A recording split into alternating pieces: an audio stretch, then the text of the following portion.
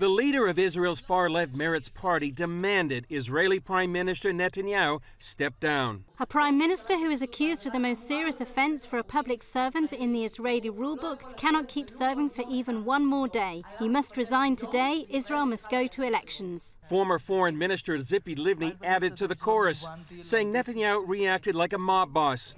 Others see an entrenched bureaucracy at work. We have some serious problems with what we call our deep state in Israel, where you have unaccountable clerks and public servants who stay on forever, and they have a very clear political agenda, which is not the agenda of the elected government or of the people who elected them. Since the late 1990s, when Netanyahu first served as prime minister, he and his wife Sarah have faced 22 separate investigations. The left, on the other hand, has completely discredited itself from so many different perspectives that it really has no chance of winning an election in the foreseeable future. They can't deal with the competence that he is bringing to bear in the prime minister's office that's making people like him or vote for him, even if they don't like him. And this is despite the fact that the media treatment of Netanyahu has been overwhelmingly and consistently negative for the past generation. Middle East expert Carolyn Glick believes the police,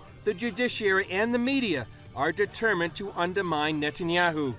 Glick sees a mirror image between what's happening here with Netanyahu and in the U.S. with President Trump. They can't find an underlying crime, and so they're trying to go on process crimes. In Israel's case, in Netanyahu's case, they're saying that Netanyahu was bad because he made a deal which was legal, that the regulators approved, and they're trying to do this in order to unseat a sitting prime minister. Despite the legal cloud, Glick sees hope for Israel's prime minister. I don't think this is going to work in Israel's case because, again, the public supports Netanyahu, not because we love him, but because he's an excellent prime minister. We all should be disturbed both by what's happening in the United States and what's happening in Israel, obviously, and what's happening throughout the Western world, that we're seeing more and more of this trend, and it really has to be addressed and overturned. Israel's Attorney General will make the final determination of any indictment of Netanyahu.